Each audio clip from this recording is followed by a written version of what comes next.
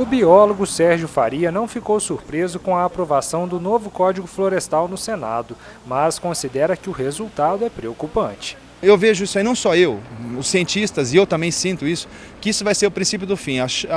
A grande chance que a gente tem de reverter esse quadro é a presidente vetando, claro, essa diminuição de área. O que eu acredito e luto, e estou lutando para isso, que aquele que preserva tem que ter um bônus. Ele não tem que ter só o ônus de preservar, porque ele está prestando um serviço. Então quem preserva as beiras de rio, ao redor de nascente, topo de morro, presta um serviço ecológico para ele mesmo e para a população. O que mais preocupa o biólogo são as mudanças no texto do Código Florestal que possibilitam a redução das reservas legais.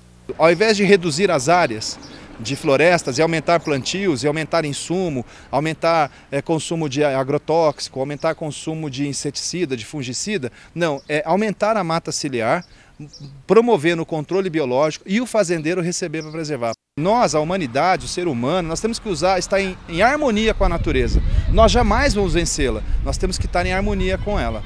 E isso que eu vejo desse Código Florestal, nós não estamos em harmonia com a natureza, muito pelo contrário.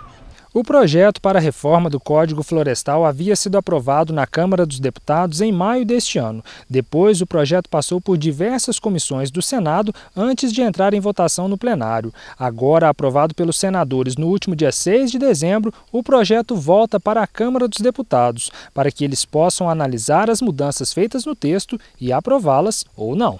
No Senado, em primeiro turno, o texto base foi aprovado com 59 votos a favor e apenas 7 votos contrários. Infelizmente, o poder econômico ainda fala mais alto.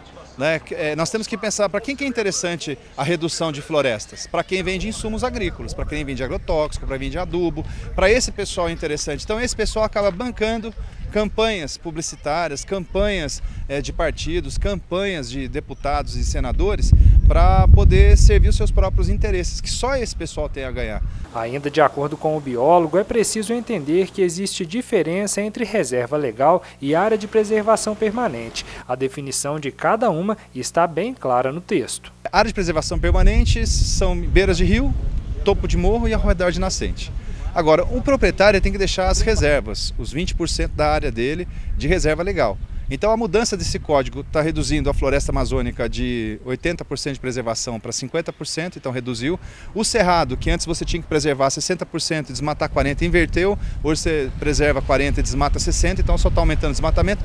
E a Mata Atlântica, bom, a Mata Atlântica hoje resta quase 5%, 95% foi exterminada. Atualmente, produtores devem recompor 30 metros de mata ciliar próxima a rios com até 10 metros de largura.